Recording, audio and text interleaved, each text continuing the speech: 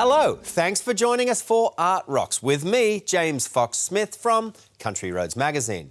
New Orleans is a town where you can find people partying just about any day of the year. But there ain't no party like Mardi Gras, which has been a constant fact of life in the city since at least the early 1840s, with very few exceptions, the COVID pandemic being one of them.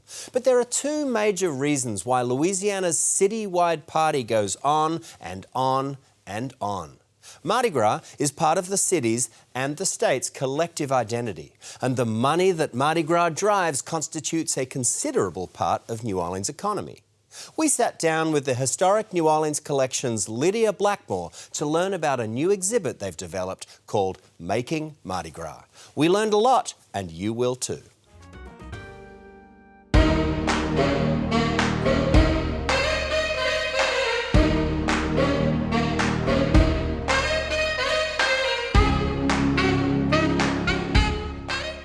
Mardi Gras Day is one day. Carnival season is just a few weeks, spanning from January 6th until Fat Tuesday.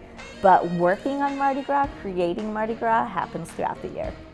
This float prop in the center of the gallery pulls you into the exhibition. It's a large mask with a big tongue on it. It's decorated with foil. It's carved styrofoam covered in paper mache and paint. It's made by Mardi Gras World current artists, and it has been used by the crews of Hermes and Orpheus in their night parades. Parades like Orpheus or Endymion that have 40-something units to them that are all connected together with lights and sound and moving parts. It costs $100,000 at least to build these types of parades. Some crews do rent their floats, so they don't have to own the floats, but it still costs tens of thousands of dollars to have a parade. And that's why you have many, many crew members, and each crew member pays their dues, and that's how they fund their parades. In many aspects, making Mardi Gras is a full-time job for artisans throughout the city. There are specialty float builders, such as Kern Studios or Royal Artists or other float builders. There are professional costume makers, professional artists who do the paintings and everything. Every float starts with a design. You don't just go attack a float and create something. You have to draw it out first. And crews work with professional designers and have worked with professional designers for over 150 years to create these rolling works of art, these little environments that tell stories.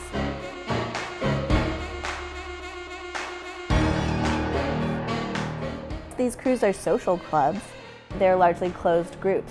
There's a professional group. There are crews that are largely family-based, so the same genealogy. Their grandmothers partied with their grandfathers, and now the granddaughters are partying with the grandsons. There's somewhat of a closed set for many of these traditional crews, but then now in the 21st century, crews are really changing with the advent of super crews and other organizations like that. Mardi Gras crew costumes start with the theme for the parade. Every crew, each year, they come up with a theme that they're going to depict in their public parade and in their private tableau, which is a play that they put on at their ball. And then all of the costumes for the crew are designed around that theme as characters in the play or as examples of a motif or something like that. Queens and kings' costumes are usually a little set apart from the theme. The queen's costume is more of a couture gown. If she's a debutante queen, it often looks like a wedding dress. And they are designed to show off the grandeur, the elegance, the grace of the woman who is the queen, and also the wealth of her family and the wealth of the crew. It's not just your costume, it's not just your crown, you're also wielding a scepter, and then queens have a full suite of jewelry. We have the jewelry that was worn by the Queen of Comus, the mystic crew of Comus, in 1909. And the backing of that case is the original design for that jewelry done by Jenny Wild, who was a New Orleans designer. And then that design was sent to jewelers in Paris to make this jewelry. And it's just rhinestones and base metal, but it is sparkly and shiny and has held up well over a century.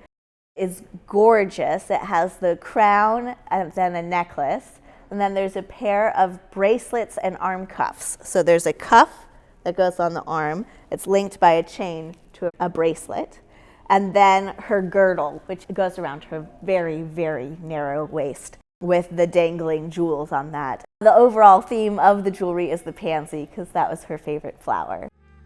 We're surrounded by these queen costume designs. We have 3 costume designs and then 3 official portraits of queens, and then one larger one off to the side. You have the costume design for the queen, the Mystic Club, and that queen is always a married woman. And then 2 designs, one from the crew of Venus and one from the crew of Hypathians, which were female crews. They were women's crews. The 2 king's crowns behind me, one is the king's breastplate and crown that was worn by Rex in 1893, and the other one with all of the feathers is just the crown piece of a very large collar that was worn by King Zulu in 2019, George Rainey. Those crowns change every year because they change with the theme and the color of the cruise. We have on display some early masks used by the Mystic crew of Comus in the 1870s. They're French paper mache and were made in Paris and shipped to New Orleans for Comus to use in their parade and tableau that year. And then next to it are some more parade masks used in the 20th century by crews.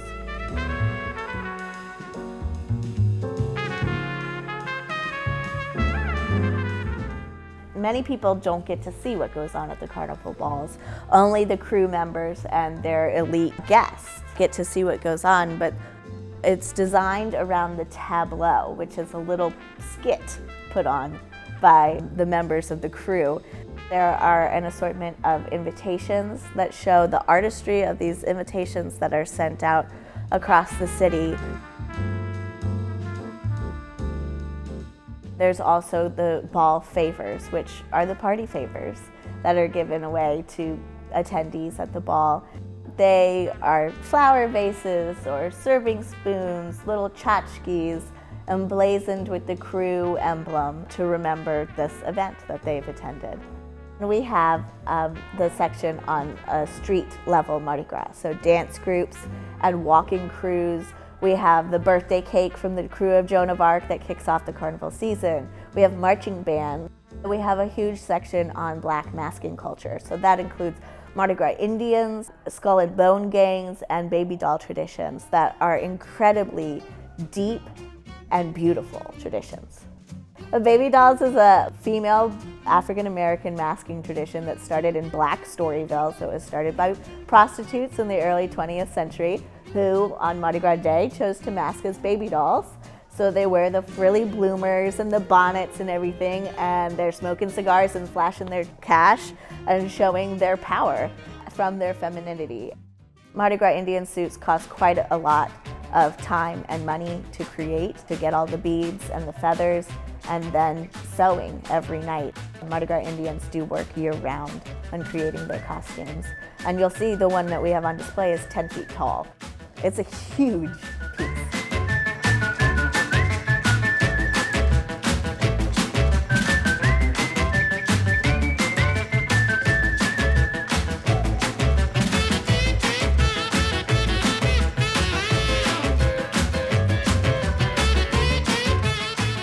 When you are at a Mardi Gras parade and trying to catch beads or throws or the stuffed animals or whatever they are throwing from the parade, it's the most valuable thing in the world to you at that moment. That's one of the wonderful things about Mardi Gras, is that we place a lot of value on these things that don't really have monetary value. It's all about the experience and the shine and the glitter of them. Mardi Gras beads have been thrown from parades since at least the early 20th century, starting with glass beads, and then in the 1970s switching to the mass-produced Chinese plastic beads. There's an increasing movement now to use reusable or biodegradable beads. Mardi Gras is a huge section of New Orleans' economy. It brings in a lot of money to the city, and people spend a lot of money on it. It's filling hotel rooms, it's filling restaurants and the service industry. and tour guides and museums, and then there's the whole sector who works to make Mardi Gras. They have their jobs going. It's job building. New Orleans doesn't function normally, so us not functioning at Mardi Gras is not that different. Yes, there are hassles. The traffic is bad, you can't do certain things. Some people go away on vacation during Mardi Gras, but Mardi Gras is the soul of New Orleans. Mardi Gras shows that we will continue on. We will continue having our party. We will continue having and creating beautiful things no matter what hurricanes come at us or pandemics. This is how New Orleans expresses itself. It's in our music, it's in our ways of hosting people, it's in our food. Mardi Gras is the soul of New Orleans.